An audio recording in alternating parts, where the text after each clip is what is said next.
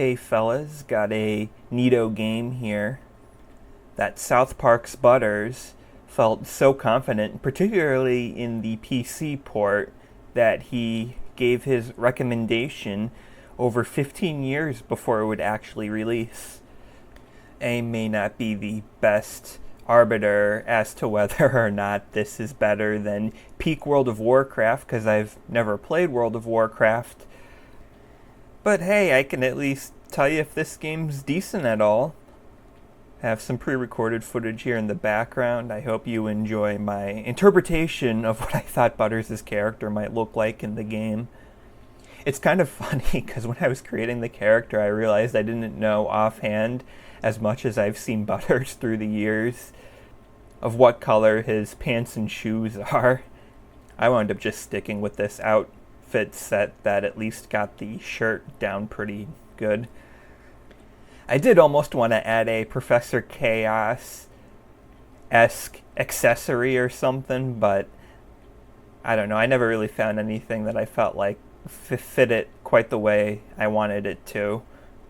I also get Tweak vibes from the character a bit too.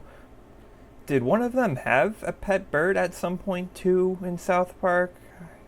Or someone? Like, I can kind of remember that maybe being a bit of a plot point at some point.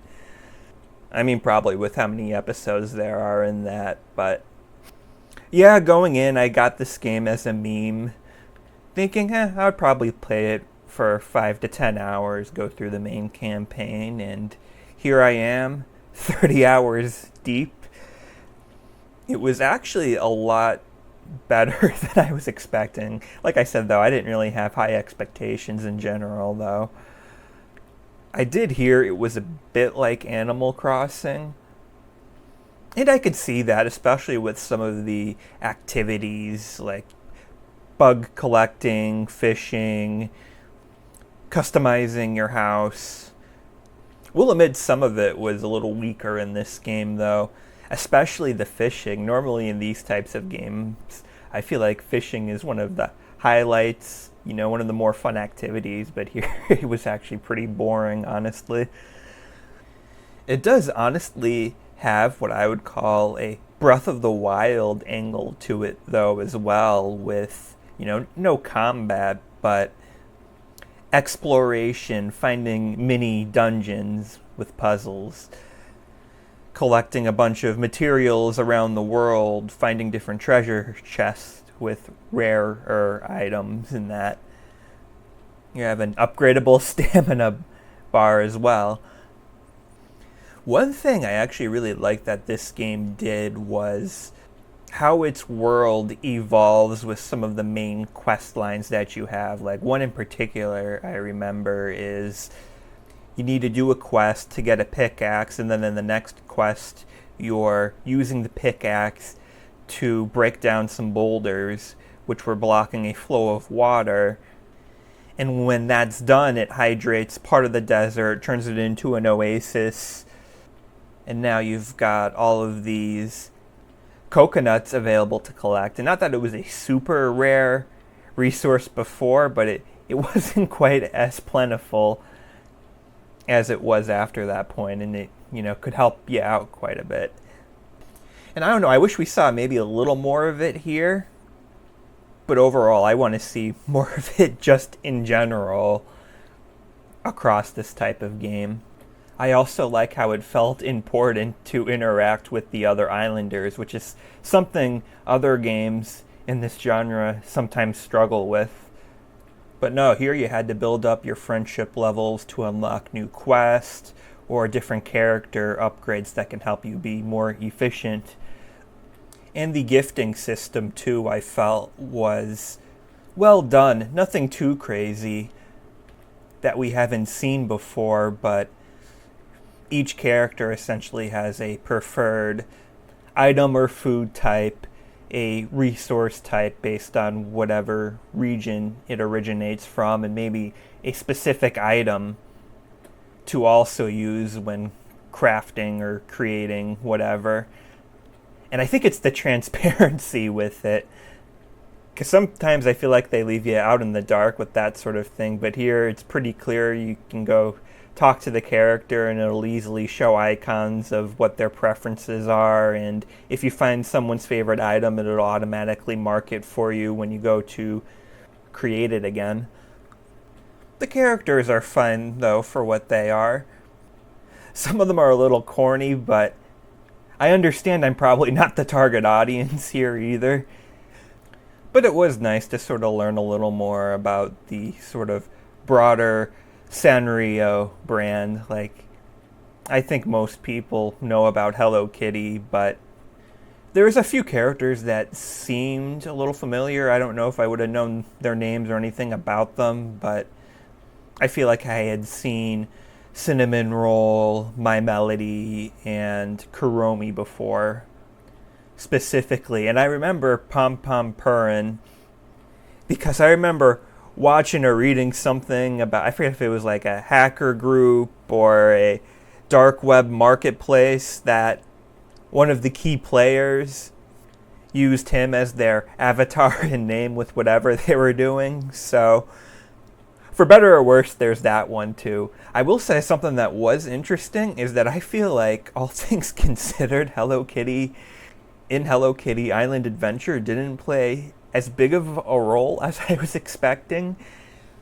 Like, I feel like you interact with Choco Cat and Retsu a bit more for the main story, and even in the beginning, I believe they said something about the trip being more orchestrated by or for My Melody, so that was a little surprising, but probably actually a solid decision to sort of give some of these other characters a bit of spotlight. Speaking of Retsu, I'm sorry too, I'm probably mispronouncing some of these names, although I guess none of that will be as bad as when I, for some reason, accidentally misread My Sweet Piano's name as My Sweet Potato, and it took me longer than it should to realize I was calling her the wrong name in my head. But the game was pretty fun most of the time, but when you got to the late game, more grindy missions, it honestly lost a lot of, the steam and, just fun I was having with it. Became kind of more repetitive and boring. Like, I mentioned Retsu in particular, there's a main quest with other quests after it that you need to complete the initial quest to even have access to. It requires Retsu, who is a later addition with a not as easy to obtain presence, to build upper levels quick, and she required like level 17, which was quite a bit. And then they started to sort of restrict certain storylines to only have one edition per day, as opposed to in general being able to knock it out in the same session if you wanted. Granted, I know this is built off of a mobile game, but it still seemed kind of odd because, like, it was on Apple Arcade originally. And I might be wrong, but wasn't one of their biggest selling points not having, microtransactions and shit? So I don't know why you would incorporate super grindy or spread out missions if, in this case, you already have my money, or you at the very least aren't, charging people to get the stuff quicker. So I don't know. Even a couple other things with the UI, like, I would have been willing to dump another few hours in to try to accomplish some other stuff if the UI was better. For instance, I thought about setting up as many cabins for visitors as I could, but then it was a pain in the ass to sort of go and see the requirements each visitor had, because you need certain, furniture themes, specific furniture, and that sort of thing. And after that, like, I would have done all of the temples or time challenges, but I couldn't really find anywhere where it really told you what you had done or what you had left. And I didn't really have particular motivation to try to find that out for myself. Another thing that got kind of annoying too was there's a buddy system, and you kind of need to swap back and forth if you're going to be really efficient with it. For instance, in late game, like it's best right now to have Hello Kitty if I'm making food items, or to have Choco Cat if I'm crafting items. And I don't know, I wish there was an item or a way to have multiple people accompanying you, or even an item that can give you a limited number of uses or a limited time to use a certain person's ability with them without them actually being there. I don't know, I see the thing about the potion right there. Maybe that could have been a direction they could have went. That was one of these smaller creating categories. But yeah, it was honestly better than what I thought would kind of turn out to be licensed shovelware, honestly. I don't know if I would recommend it at full price, especially if this isn't really your thing, and if you maybe even if you're just getting it for the meme. But yeah, I felt like the original, like, not that it's really a big deal, but I don't really want to spoil. You can kind of tell, though, when you sort of reach the post-late game stuff. I would probably recommend just dropping off after that. Unless, like I said, if you're really into it, though, there is a lot here for you. There's, like, seasonal events, too.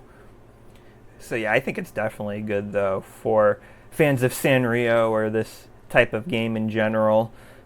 Also, something else I thought about again really quick is I really don't know if the Wish Me Well / Merry Meadows quest line is worth it either. That's another one I gave up on because Wish Me Well needs a high level to seemingly unlock the ability to craft the gift that you need to build up her friendship level quick. And that was another one that seems like it's a more of a grind than it's worth. But hey, I could be missing something too with that, or just some of the other stuff I mentioned in general. Just my take on everything.